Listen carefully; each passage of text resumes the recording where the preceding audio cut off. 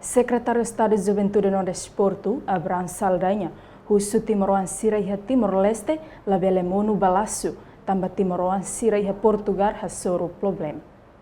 Secretário de Estado de Juventude e Desporto, Abraham Saldanha, levanta problema ne iha niknar fatin salão CZD, terça-feira loron sanolo reisin tolo fulan dezembro tinen rihun rua ronolo reisin rua. Governante ne hateten, banhira visita ba Timor Sira ne be buka serviço iha Portugal, hasoro dificuldade. Ni hatutan, Timor Sira iha Portugal, Maurício Sartebes. Mas be, agora governo Timor-Leste ho Portugal, se esforço buka solução ba Timor Sira ne problema. Niamo susu ba Timor Sira, dia kliu hateni informação lolos, no emprego dia, no dia kliu contrato iha liman.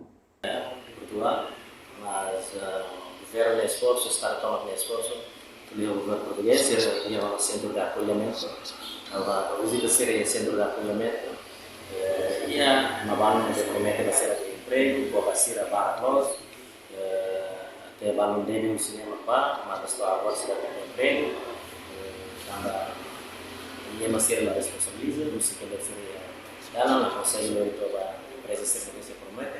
Estou certeiro que os critérios agora o governo português tomar ela, o Centro de Acolhimento, o Serviço Nacional de Imigração português,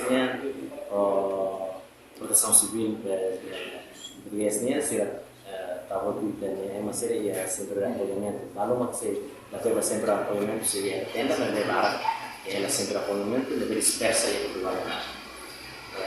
Agora, saindo na experiência que não mal que sai ser bem, eu subo que sai ser isso dalam kamar de clio lá de clio tem informação no loja antes de sair se no mal que promete vai ter ser emprego de clio contrato ele não sai de sair tambah ele vai no mal que Timor Sira ne beha soro susaria Portugal, agora ela ona iha centro acolhimento.